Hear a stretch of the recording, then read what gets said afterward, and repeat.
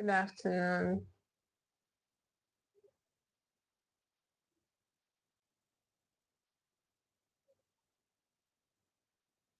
So today's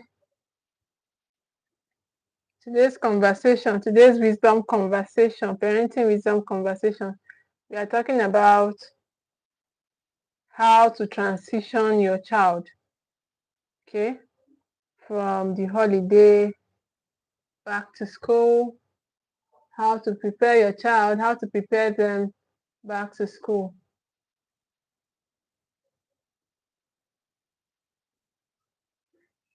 So, sorry, just a minute, please.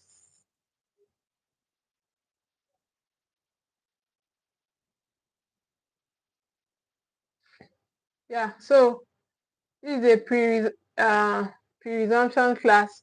So, and today we are going to be talking about something, how to help your child transition from the holiday, adjust after school resumption without taking over.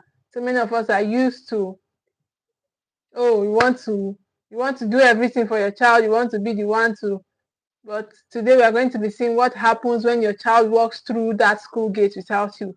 Good afternoon, ma. Thank you for being here. What happens when your child walks through that school gate without you being there with them? Okay?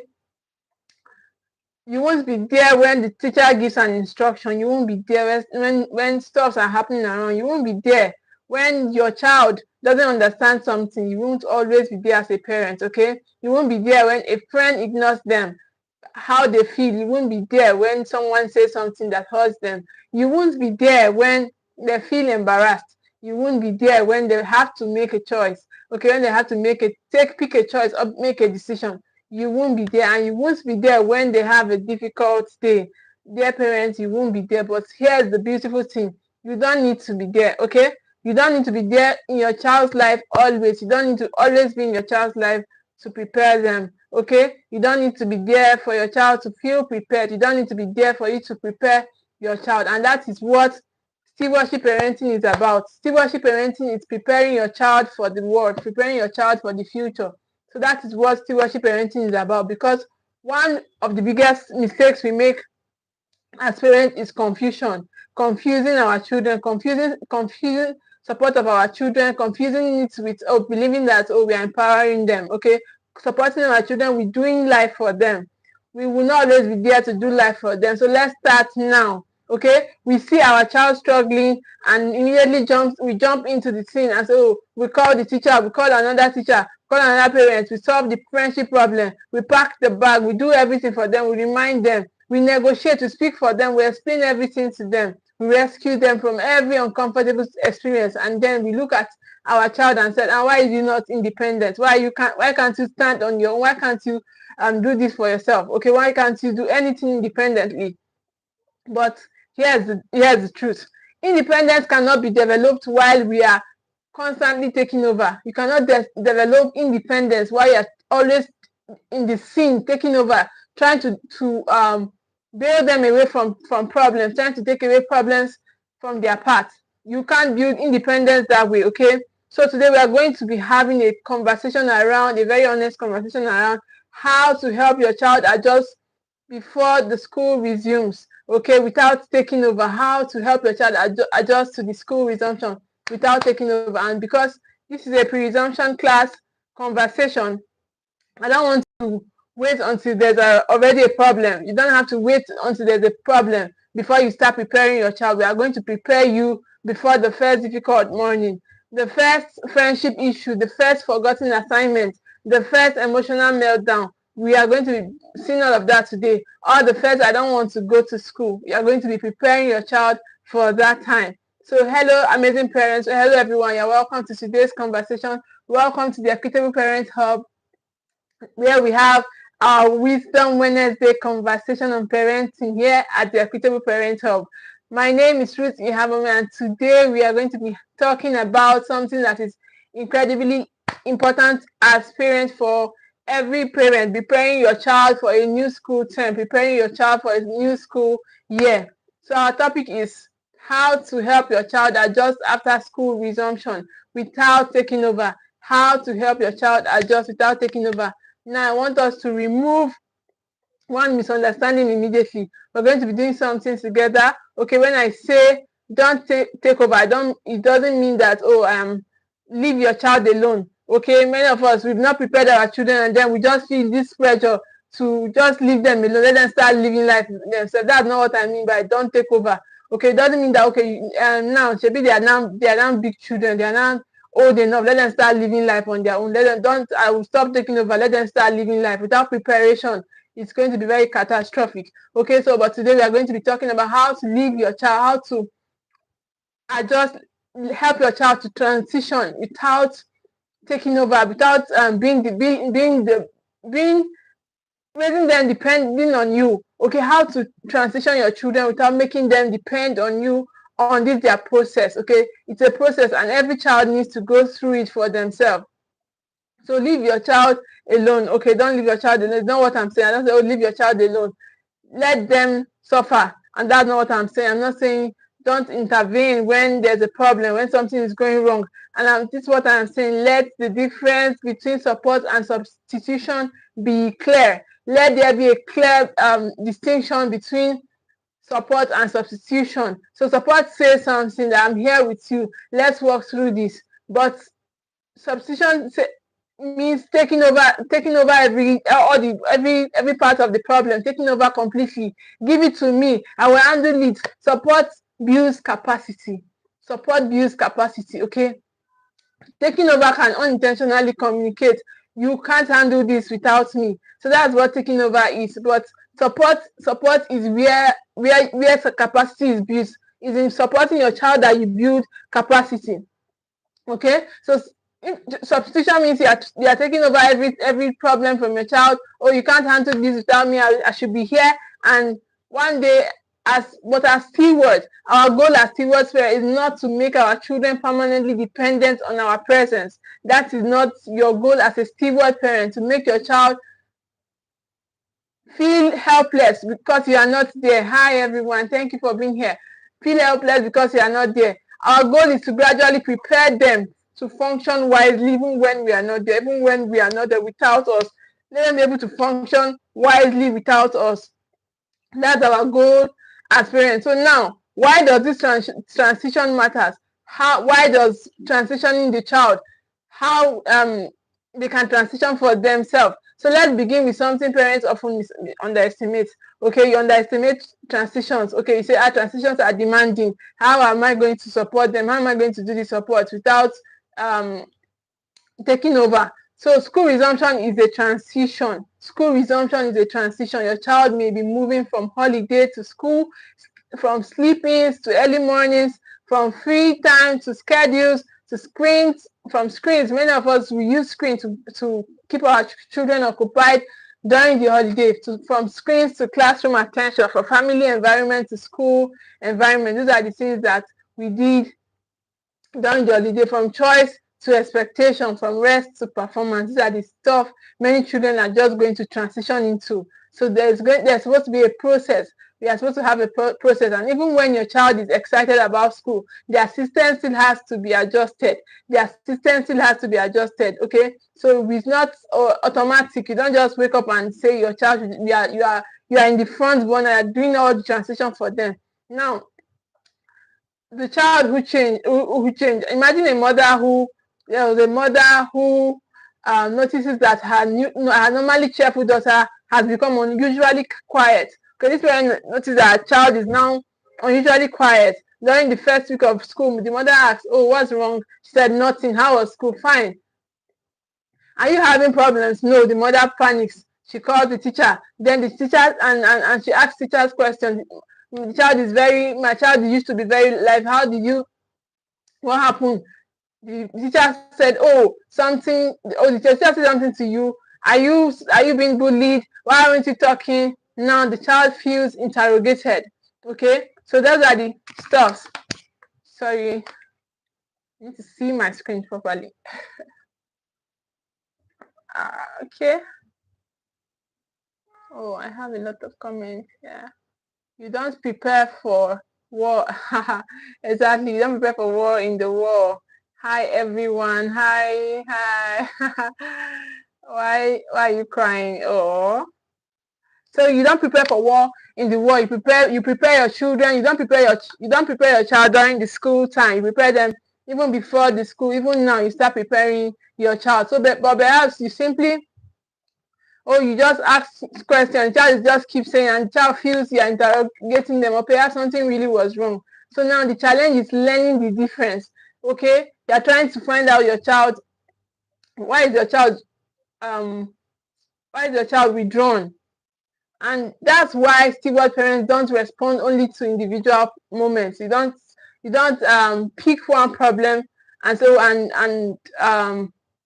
treat it independently. Okay, you don't pick one individual moment, and so you observe patterns.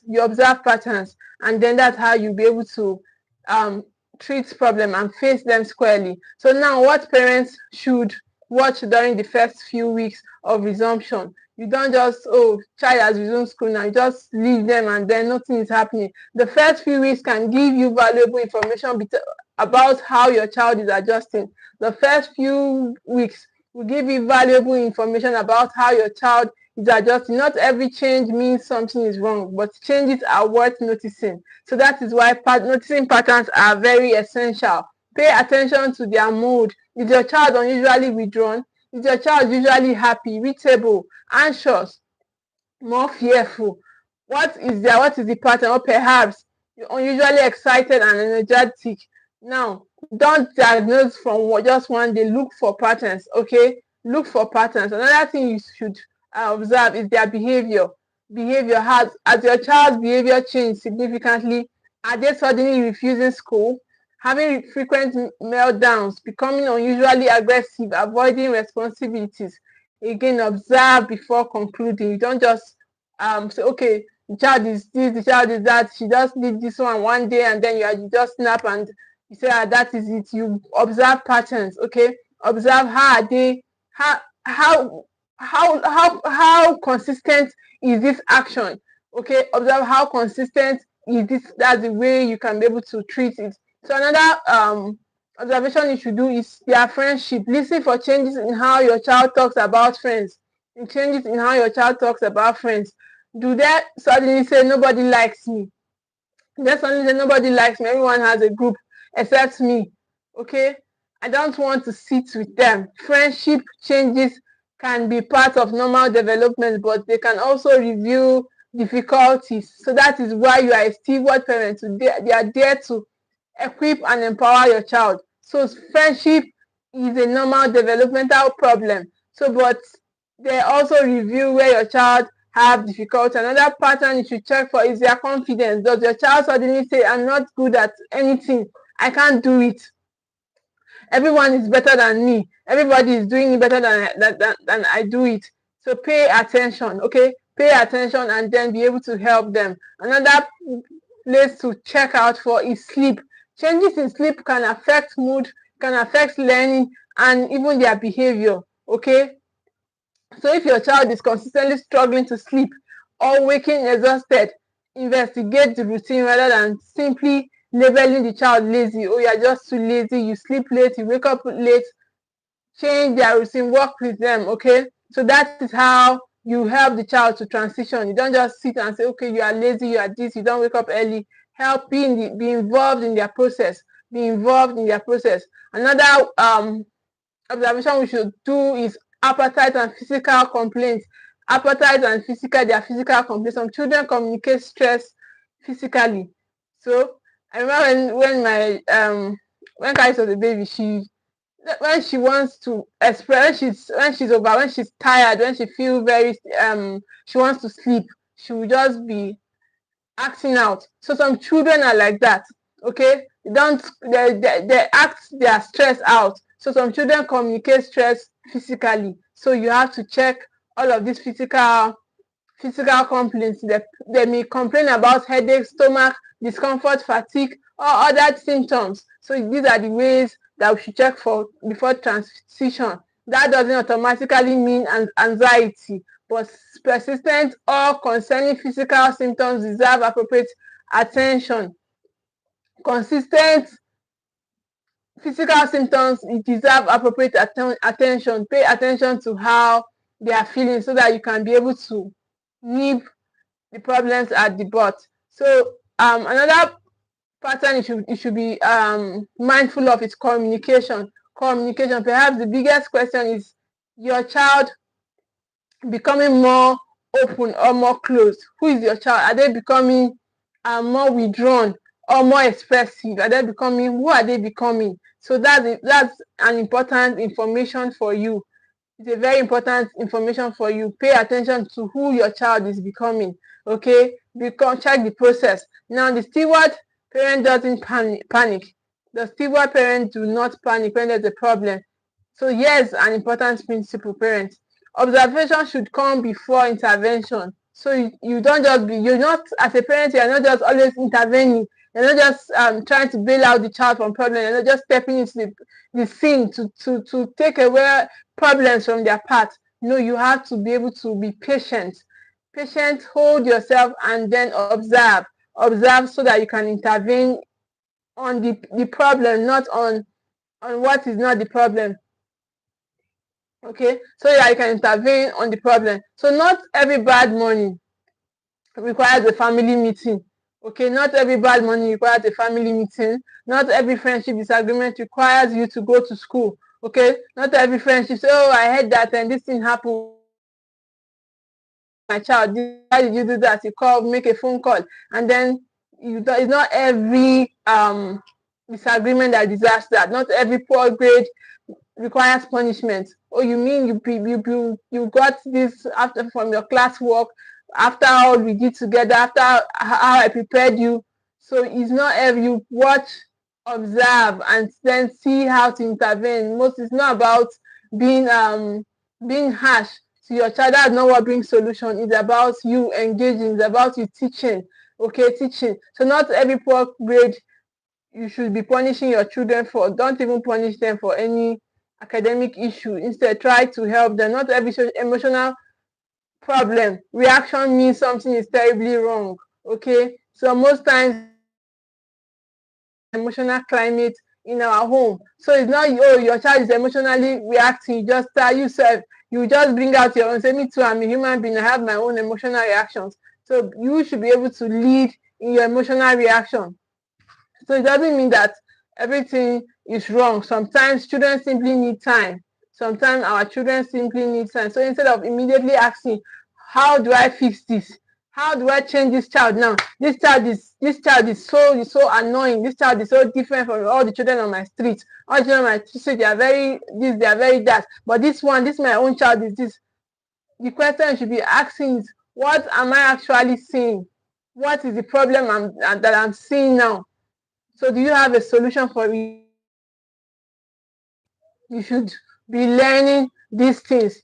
Okay, so then what might be happening underneath? Usually the problem you are seeing is not the problem. Okay, it is usually a communication. The child is trying to tell you something. That's, oh, I'm struggling here, I need this help, I need that help. So that is the child trying to tell you that. But we are not seeing that. We just see that the child is rude.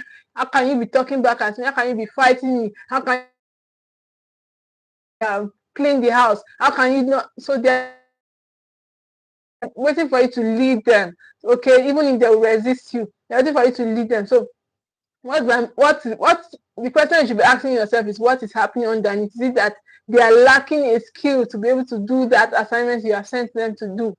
So then what does my child need from me right now? That should be your last question. Ask yourself, then, now that I have seen that there's a communication underneath their actions, underneath their behavior, then you should ask yourself, how are you, now that you are, how will you intervene? How will you be able to come in and then step in and give them the solution for that problem? That's a very different parenting process. It's a very different parenting process. But many of us, we are not used to that. We are not used to being patient to observe patterns. We just see one action and then just bouncing, and then everywhere is chaotic. You should, as a steward parent, you should learn how to observe, hold yourself back and observe, so that you can be able to intervene on the main problem. Usually what we see as problem is not the problem. It's not the problem. The problem is a communication of a need. The problem is a communication of a need. Now, the 5 steps steward response. Okay, the 5 steps steward response is to pause when there's a problem. Pause, observe, connect, guide, and release. Pause. So don't react immediately there's a problem. A child's difficulty does not automatically require your immediate action. Okay, so it's not, oh, there's a problem now, there's a problem. You just take a breath. That is the calm parenting framework. Pause. Take a breath. So you don't just react, oh, there's a problem, there's a problem. Why did you say that? Why did you do that? Go and kneel and bring my cane. Bring this one. Go and drop this. Go and do that. I'm going to flog you today. I'm going to discipline you today. That is not discipline. So you should be able to hold yourself. Pause. Okay? Hold yourself. Then the second, number 2, is to observe. Look at the pattern. Look at the pattern. Is that the first time it is happening, or it has happened before?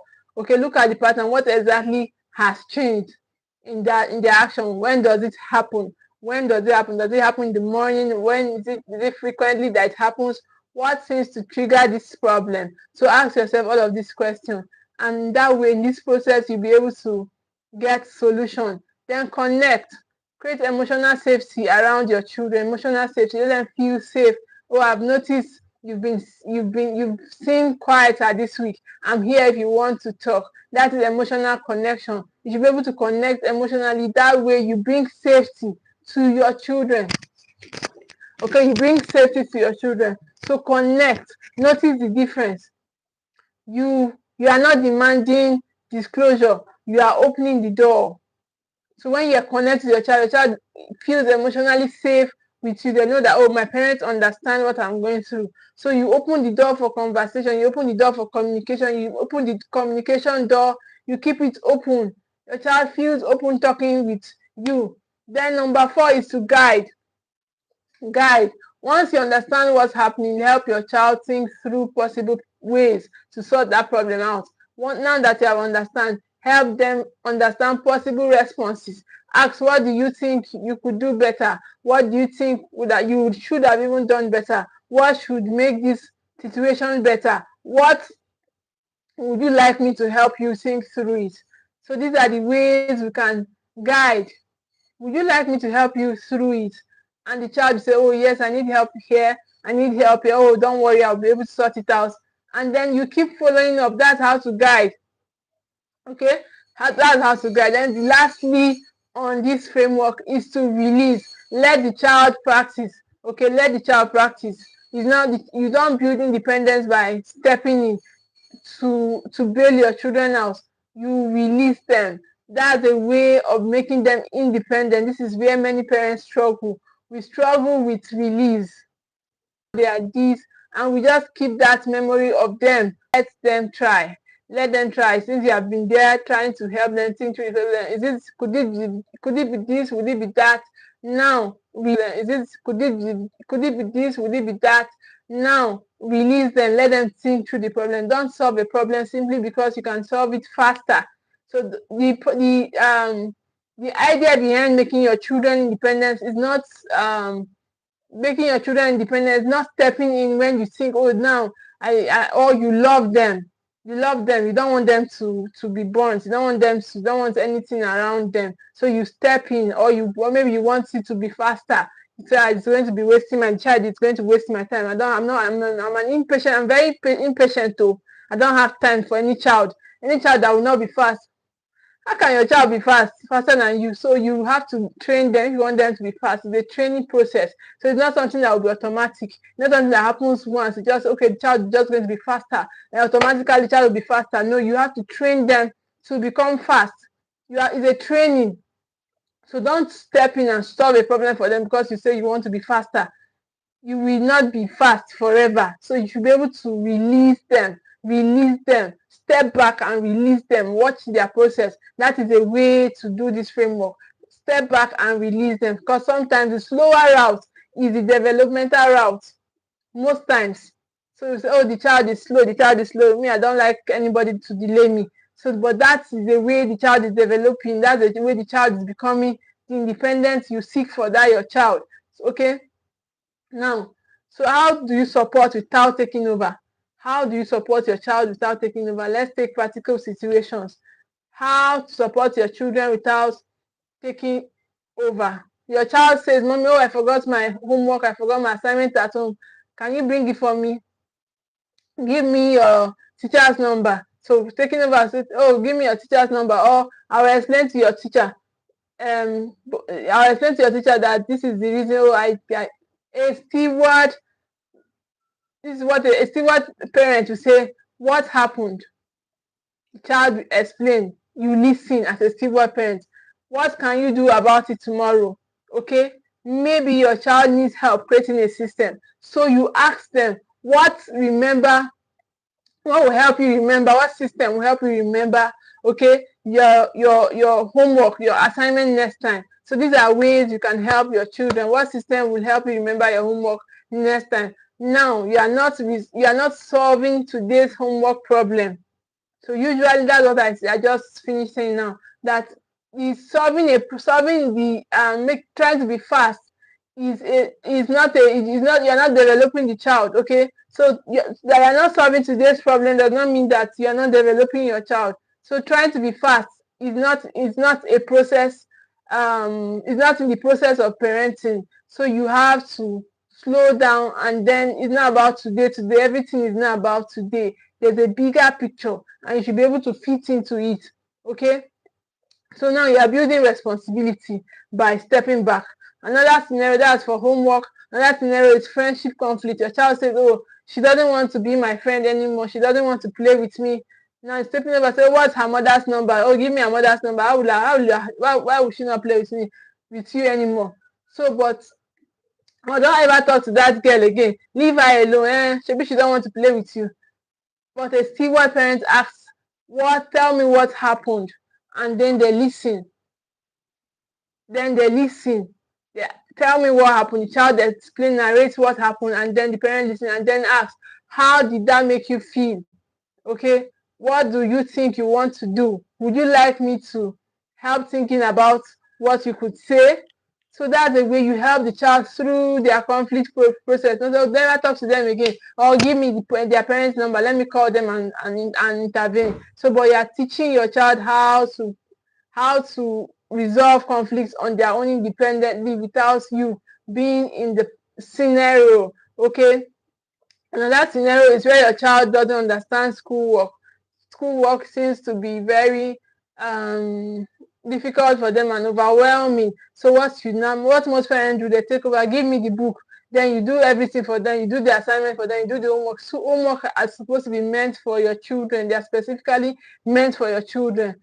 Stewardship says, show me what you understand. That's where to start from. Okay, you don't start from where the child doesn't understand. You start from where they understand. Where did you get stuck? Where is the problem? Now you can identify the actual gap between where they understand and where they do not understand. Maybe the child needs an explanation. Maybe they just need some clarification. That is where you should come in. So maybe they need practice, or maybe they need to ask the teacher for more clarity. The objective isn't simply finish the homework, it's develop the learner. So the objective of the assignment, the objective of homework is to develop the child, and not to just finish the homework, and not just to get all their homework done. It is development of your child. That is what the homework is meant for. Okay, the homework is meant for the development of your child. Now, the danger of overparenting, the danger of helicopter parenting, the danger of trying to always bail your children, going out of your way. Let's talk about something uncomfortable. Sometimes we take over because we cannot tolerate seeing our children in pain, in trouble. We cannot tolerate seeing them struggle. We don't want our children to struggle, even though we ourselves, we put them under pressure by flogging them up or doing all those discipline methods, but we still don't want to see them struggle out there. Okay, their discomfort becomes our own discomfort. Your child's discomfort becomes your discomfort. So, why will my child be struggling? They are frustrated, you become frustrated too. Your child is frustrated, you take it upon yourself, and then you are frustrated. They become anxious. You self, you are anxious. They are failing. You feel like all of us is failing together, so we rush in. But parents, a child's struggle is not automatically evidence that they have failed. So when your child is also a developmental process, so you should be able to stay back and watch and see and observe so that you can intervene appropriately. So your child's struggle is not automatically evidence that they are failing. Okay, so even if they are struggling, it doesn't mean that they have lost or they are losing or they have failed. So some struggle is part of this process. It's part of development. A child who is learning to tie their shoelace will struggle. A small child who is learning how to tie his or her shoelace, a toddler, is going to struggle. A child learning mathematics will struggle. A child learning friendship skills will struggle. A teenager learning responsibility will make mistake. Okay, it's not every struggle that is a problem. Okay, they are learning how to cook. You have not taught them how to cook. Now they are learning how to cook. They are burning all the food. Say, don't go to my kitchen again. Don't go to my kitchen again. Don't go to my kitchen again. You are burning on my pot. You are doing all this one. So how will they learn? So now the problem is for you to be able to step in so that you can help. A teenager will make mistake when they are taking on new responsibility. Teenagers, children will make mistakes. So your ability to be able to teach them through that process, through the developmental process, is where the learning comes in. It's where they will be develop their learning skill and build up that skill for themselves. Okay, so our job is not to eliminate every struggle. Our job is not to bail them out of problems. Our job is to be able to empower them, to equip them for this development, for this struggle. Okay, so our job is to ensure that the struggle is safe, is supported with skills and developmentally useful. So it's useful for their development. That is what you should be mindful of. Be mindful of the struggle. This struggle they are burning food, they are sweeping house, they are mopping house, everywhere is messy. Hope it is supportive of their process. So that is what you should be thinking about. Now, when you should step in as steward parents, when should you step in as steward parents? Now, let's balance. The stewardship is not passive parenting. Many of us have not equipped our children. We have not taught them anything how to do, and then we just release them. Oh, they should go out there. So there are situations where parents should intervene. Okay, now situations they can step in is when safety is threatened. Situations where a steward parent should step in is where safety is threatened. There's persistent bullying. There's persistent bullying. So many children are being bullied out there, but parents don't even care.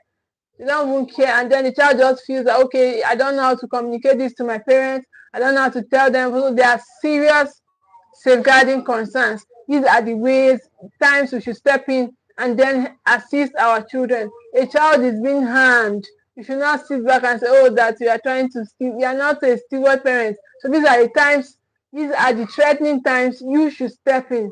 Okay, there are times you should step back and release. But when there's a threatening problem, when there's a bullying issue, you should step in. Okay, but there are things for you to learn how to be able to empower your child, to be able to stand bullies, to be able to stand threats, to be able to keep themselves safe. There's a significant emotional behavioral change. These are times you should step in and check what is happening. Lean in and check what is happening to or with my child. The child lacks the developmental capacity to handle the situation. It's another time for you to step in. All the problem exceeds what the child can reasonably manage alone. So this is another time for you to step in and find out, okay, what can you do now, and how can we be able to break this down to different parts that you can handle. So the principle isn't never intervene. That is not the principle. The principle is not that, oh, just send your children out there, let them be taken over, let them live life on their own terms, let them start living. That is not the principle. The principle is build your children, intervene according to the child's need, intervene according to their need. Not every situation, every problem needs you to go and eliminate the problem, to eliminate the struggle, not according to your own anxiety. So that is not the problem. The problem is not to go and take all the anxiety problem away. You are worried. Your child is struggling. You are worried. Oh, how are they going to be able to handle this? So, but there's a power. That's a very powerful distinction. Your ability to be able to hold yourself back and let your child grow to become who they are supposed to be, and not you stepping in. But you just tell yourself that, will I be waiting for you to cook that food? You just go there and mess everything up. You just enter the kitchen and then make your food very fast and leave. Meanwhile, there was an opportunity for you to teach your child how to build that skills. Now, where parents should not ask only what happened. Many parents ask, how was school? How was school? Your child say, oh, school was fine, mommy. But conversations are supposed to be had. Okay? So now let's improve the questions. Instead of, oh, how was school? Let's try other kind of question. What was the best part of your day? What was the best part of school today? What was the hardest part today? Did anything surprise you in school today, in class today? Who did you enjoy spending time with? These are the ways we should be able to find out from our children. Who did you enjoy spending time with? This bringing out what they are thinking from them. Okay, who did you enjoy? What was there anything you didn't understand? It's in this kind of conversations, in this kind of question, we'll be able to understand the mindset of our children. Did anything happen that made you uncomfortable today? Was there any inconveniencing thing that happened in your class today? So did you help anyone today? These are ways we can find out who our children are and how their thought patterns are. So did anyone help you? These questions help you see your child's world without interrogating them. These questions help. Parenting is, yes, parenting is in the mess. Parenting is in the mess. So you don't say, oh, you just keep yourself. You say, and the child, they're not fast. It is in that mess that you build your child. It is in that mess that their slowness is in that is where your child is being parented. Yes, parenting is in the mess. Thank you so much, ma. So these questions help you see your child's world without interrogating them, without asking them, hey, what happened? Who did this? When you ask them all these kind of questions, anything happened that made you uncomfortable today, your child open up to you. But when you just say, how was school? Fine, oh yeah, go and take your go and do this, go and do that. It should go beyond that, okay? So now, let's create a home that receives the child, a home that receives the child after school. Because parents, your child spends many hours away from you when school resumes. Home should not feel like another examination room, another place for classwork, another place for, they should have been told. When they tell them, sit down, stand up, be quiet, finish, submit, don't talk, don't move, noise maker. Then they now come home and they hear you saying, have you done your homework? Why haven't you changed? Go and do this. You are a liar. You did this. Why is your room like this? Your children need responsibility. Yes, they need to become independent. Yes, expectations matter. Yes, but sometimes the first thing your child needs when they come home is connection before correction. Connecting with them, giving them emotional safety is where they need you first, not just you correcting them. Why is your room like this? Why is your shoe here? Have I not told you not to be keeping your shoe here, keeping your school bag here, and giving them, just making it so, but your ability to be able to connect with them is where your correction comes in. Okay, now try welcome home. How are you feeling? Come and tell me about your day. Give them a little space to decompress before immediately launching into demands. Give them space. Okay, give them some space. Now help your child develop a problem-solving muscle. Help your child to develop a problem-solving muscle. So many parents, and the way we're parented, they just feel, oh, this child is of age. She should be able to do this, or he should be able to do that. So that's not empowering your child. Empowering your child, you should be in the process. You be in the picture. So now you help your child to develop a problem-solving muscle. One of the greatest gifts as parents you can give to your child is the ability to be able to think through problems. Is the ability for them to be able to think through problems. When they bring you a problem, when they bring you a worry, don't automatically give the solution. Ask them questions. What do you think you can do? If they say I don't know, if they tell you I don't know, let's think of 3 possibilities. Okay, that's you building their problem solving skills. How do we do this together? Now you are not teaching them how to generate options. You're not teaching them how to generate options. Then ask, which one do you think is best? So you don't tell your children you are having struggles, go to ChatGPT, go to Google and go and find out. That way you're not building their problem solving muscles.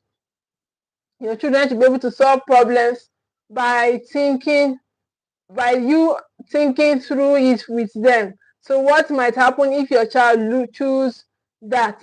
That's how you develop judgment. That's how you develop a problem solving skill. Okay? So that's where parenting is. Not you telling them, oh, go and bring my phone and let's check Google. So build a resumption checking system. Build a resumption checking system. Now, let's establish a simple weekly check-in, not an interrogation. A simple weekly check-in, not an interrogation. A conversation you can call. Okay, so now there's a simple checklist you can use to check in with our family. Okay, we can call it our family check-in. Ask 5 questions. What went well this week?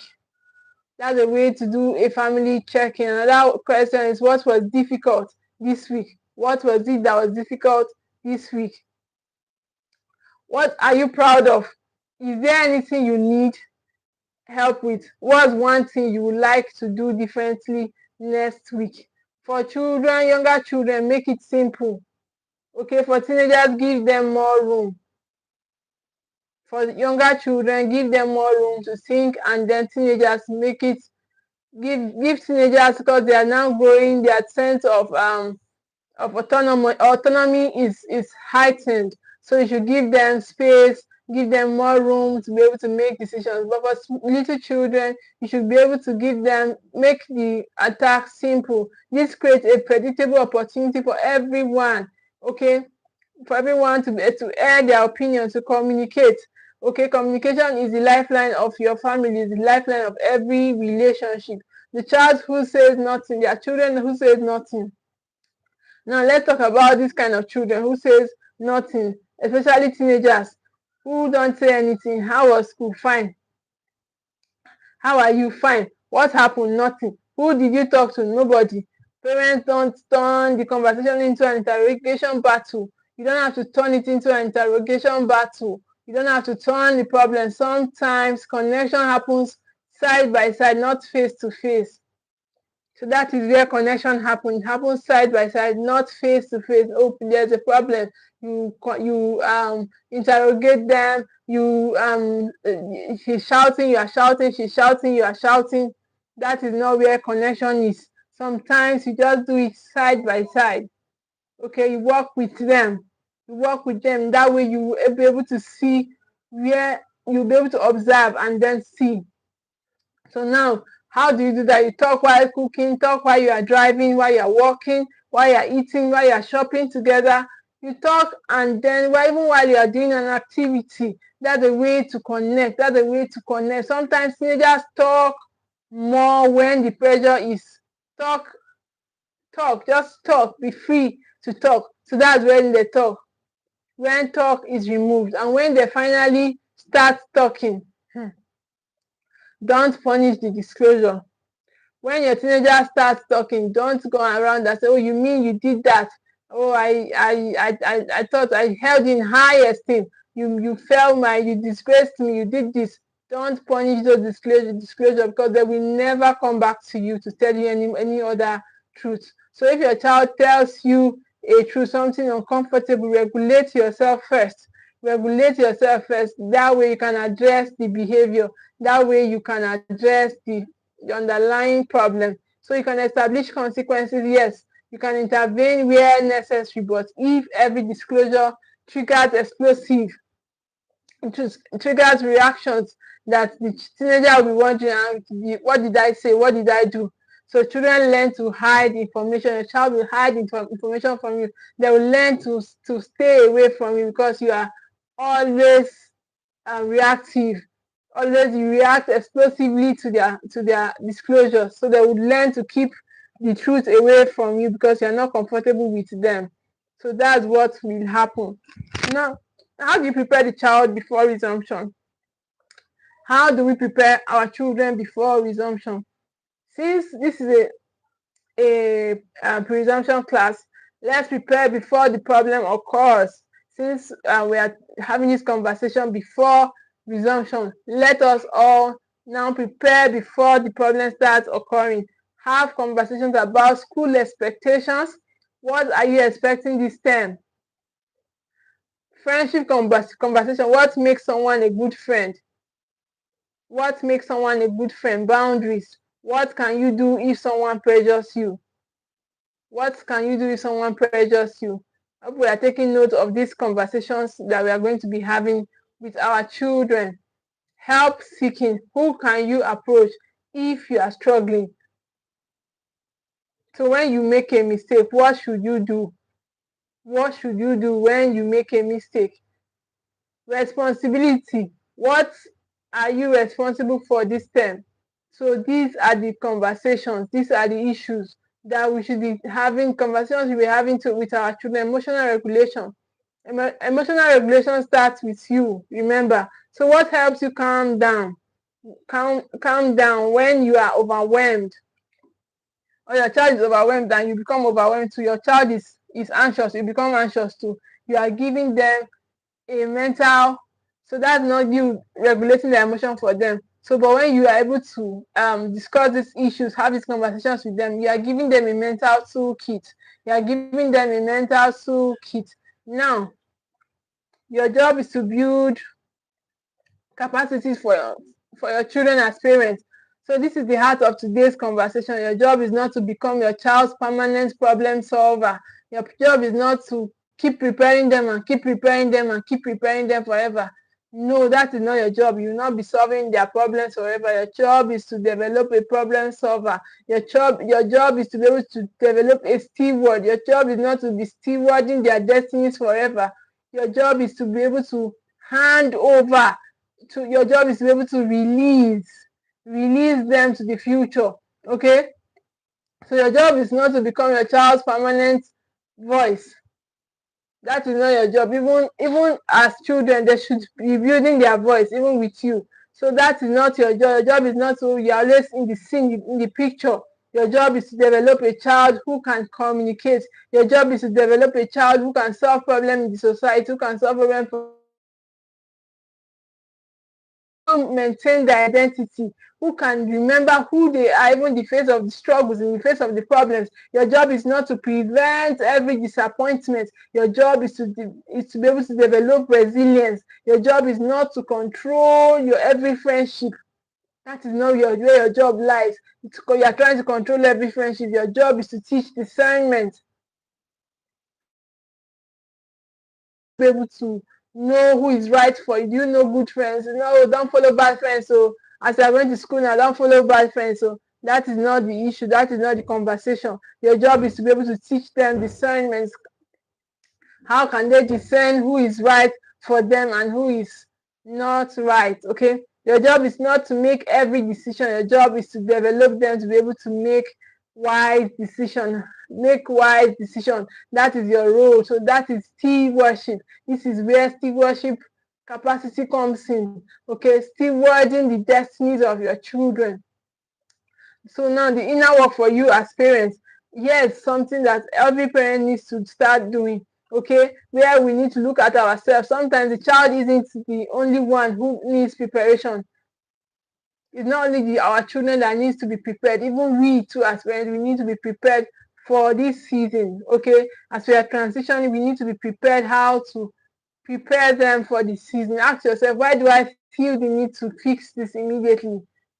Why do you have this need to fix a problem immediately? Am I afraid that my child will fail? Am I afraid that my child will not have this skill? Am I afraid that my daughter, my son will make a wrong decision? Am I afraid that, or worried about what people will think? Is that your problem? You're thinking, what will my neighbor think? What people on my street think about me now? Oh, I'm doing this for them. I'm doing that. I'm allowing them trek to school. I'm allowing them trek from school. What will people think about me?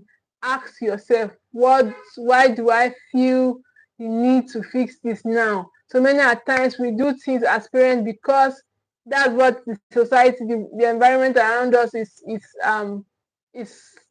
is communicating that we should do. So we don't even have a manual, we don't even have a template, we don't even have a tool we work with. So but there should be something that is governing you as a parent. Yes, there should be something that is guiding you. That is why this Steward Tribals program exists. That is why the Equitable Parent Hub is here for you. We are here to govern parents, to be able to guide your children. So you should not be leading from a place of being driven. Every time something is driving you, be able to lead from a place of being governed. Don't do things because you are worried about what people will think.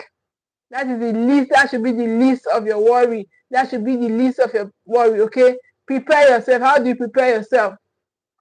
So you ask yourself, another question is, do I equate my child's struggles with my own parenting ability? Oh, my child is struggling, my child is here. That means, yes, you should build capacity as parents. That is why this platform exists. Build your capacity as parents. That's why we are here, to equip you. So be your parent. You don't equate your children's struggle with your parenting ability. You should be building capacity as parents. Build a lot of capacity as parents. So you build capacity as parents. Was I raised to believe children must never struggle? So all those mindsets we were raised with, all those things we saw growing up, does not mean that we should keep them, we should retain them. There are many things we should unlearn. There are many things we have to drop. Many mindsets we have to drop. That is where the renewal of the mind comes up. That is where the renewing of the mind comes up. We should not keep those mindsets. You say, oh, your child should never struggle. It's in their struggle they become. Okay? It's in their struggle that they become. So now you ask yourself another question. Do I have difficulty watching my child experience disappointment? Do you have difficulty sitting back, releasing your children to be a whole human? So many of us are not used to that. We just feel that children should not suffer. Give them whatever they ask for. Do whatever you think every parent, a luxury any child should have. Give it to them. It's not by that. Your children should have a reasonable level of struggles a human being should have to be whole. Okay? To be able to build their capacity. Because sometimes the child needs capacity, but the parent needs tolerance for the child's learning process. You need this tolerance so that your child will be able to learn how to build capacity for themselves, how to build this capacity for themselves. That is where your parenting magic lies.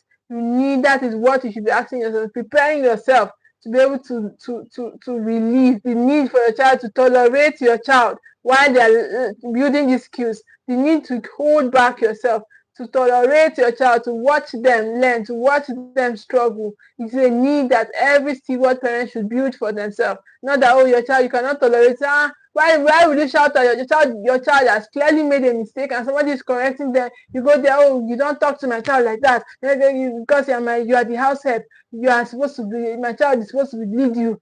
Even when they are making mistakes, so the house help should not say anything to them, or they should not come and talk to you about your children's mistake. That is not you. You are not tolerating their learning process. That is not you tolerating their learning process. Your children should be in the learning process too. As you are learning, let your children be in the learning process. Okay, that's now this is where the deep parenting works comes up. Deep parenting works coming when you are not resisting, you cannot tolerate the learning process of your child. You just feel your children should be all of that.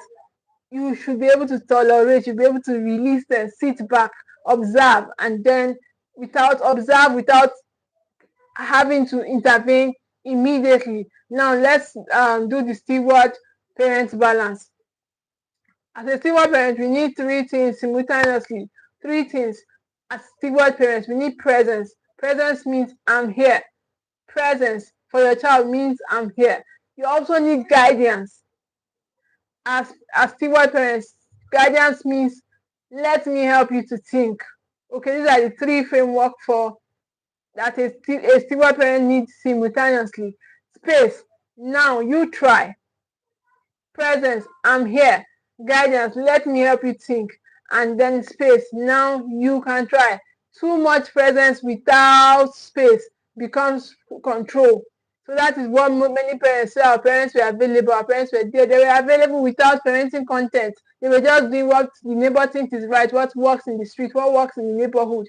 They never have this guidance to do what God wants parents to train the child in the way he wants them to go. Now, too much presence without space becomes control. So many of us are used that the method we were raised with controlling the child, controlling your children. But too much space without guidance also becomes neglect. You just allow the child, you become a permissive parent. Your child, you give your children phone. You give them so much space, no guidance. You carry a full phone, a full Android phone and give to your child. A child you have not trained, a child you have not prepared for the world. You hand it over to a child. That will become a permissive parenting. Anything can have access to that child. Anything whatsoever can have access to the child. So stop telling yourself, oh, that. So too much space without guidance becomes neglect, and too much presence without space becomes control. So as steward parents, this is where it comes into our ability, capacity to be able to balance this at these different levels. So guidance without connection becomes instruction. Guidance without connection becomes instruction. Just be saying, oh, do this, do that, do this. You're always giving instruction. You're always churning out commands. No connection. No, how was your day? How are you? How are you feeling? No, you're not asking that. What you're just thinking, do this, do that, do this, and bring down this, and wash the curtains. You're not asking them, how are you? So, but when all the three work together, then your children develop capacity. When your guidance, when your presence, and when you giving, releasing them, when the three come together, when you guidance, your connection, it works together. That way you now build a capacity in your child to be able to, your child knowing that you are there, your presence is there, you are there to guide them, and then you have released them to be independent for themselves. That time they were able to steward their own self for themselves. Now, when should you ask for help? As parents, sometimes the wise thing to seek is to seek help. So many parents, we tell ourselves, what is parenting? I remember when I was talking about my program, many parents did they learn parenting again? So many parents say, did they learn parenting again? So, but that's the wisest thing you can do for yourself. Okay, doing trial and error, doing parenting from your default, doing parenting from your patterns is not the way. It's not wise. Okay, it's not wise at all. So sometimes seek wisdom, not so every time, because even the Bible says it, that wisdom is the principal thing. So seek it. Seek the principal thing. If a concern persists or significantly affects your child's functioning, relationships, their learning, their sleep, you carry a phone and give your child and say, oh, and the child is not sleeping again. It affects their mood. It affects of their sense of safety. You don't even know who they are now communicating with online. They have met people that are telling them things. So these are, don't simply wait it out. Don't sit down there and say, oh, they will outgrow it. They will outgrow it. So seek wisdom. That is why this platform exists, and we have an annual program, the Steward Tribals program, where parents are taught how to parent their children, where parents are given this mindset renewal of parenting their children, the mindset renewal of parenting their children, because parenting is not something you do from default. Parenting is not something you do with that mindset you grew up with. You have to do a mindset renewal. You have to learn. Parenting is a learned skill. It's you being able to steward yourself. So don't simply wait it out. Don't say that will outgrow it. That's how so small children they do. No, parenting is a process. Parenting is in every season, in every stage. You don't wait it out. The more you wait it out, the more it sticks.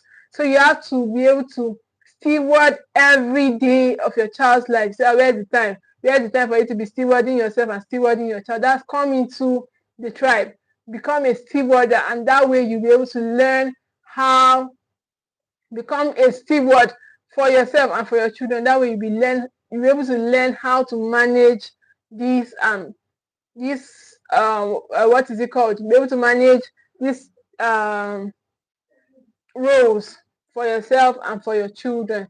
Now, speak with appropriate authority, speak with appropriate professionals, and work with the school where necessary. Where there's a problem, don't say, oh, before you know now, the child will outgrow it. The child cannot read. The child is now, he's just 7 now, he's just 8, he cannot. So speak where you need support, seek support, because it doesn't wait. Seek help. Okay, you're seeking help or learning parenting is not failure. Some people come in, and when you in the public, when you're talking to them about parenting and stuff, they are hiding. They are hiding to say that they are learning parenting. So you're learning parenting doesn't mean you're a failure. That you say you're in the equitable parent hub and somebody is teaching you parenting doesn't mean you're a failure. I learned parenting, I am learning parenting, we are all learning parenting. Okay? We all learn what we do in life. So why won't you? So seeking help, does that mean that you are a failure? So no, seeking help isn't a failure at all. Okay? So now stewardship includes knowing when you need additional wisdom. Stewardship is knowing that this your and try and error parenting is not working for you. You need to go and seek for wisdom. You need to seek for help. Now, final reflection. I want you to imagine your child returning to school. Picture the first morning, the uniform, the bag, everything set, the goodbye. You watch your child walk through the gate. You cannot follow them into their classroom. You cannot follow them to go and sit down and then see the conflict between them and their friends. You watch your child walk through. What you can know, I've prepared them. They can face the challenges that comes up. Okay, not perfectly, but intentionally. We are not teaching you perfection. We are teaching you how to be equipped, how to face each parenting problem as they come with the right tools. You have taught them how to help, how to ask for help. You have taught them how to communicate, how to handle mistakes, how to be a problem solver. Okay, how to solve problems for themselves, around themselves, how to recognize unsafe situations, how to manage emotions. You have taught them how to take responsibility for their obligations. You have taught them how to take responsibility for their obligations, for their tasks, how to come home and talk, and then perhaps most importantly, you have taught them you don't have to figure out everything alone. You don't have to figure out life alone, but you also don't have to depend on me to solve every problem, everything that comes your path. Okay, this is the balance. This is where the whole balance is. You don't have to figure everything out alone, but you also don't have to depend on me to solve every problem. Okay, so that's a balance that steward parents give to their children about life. So parents, as school resumes in a few weeks time, in a few days time, don't become your child's shadow. Don't become your child's shadow. Become their secure base.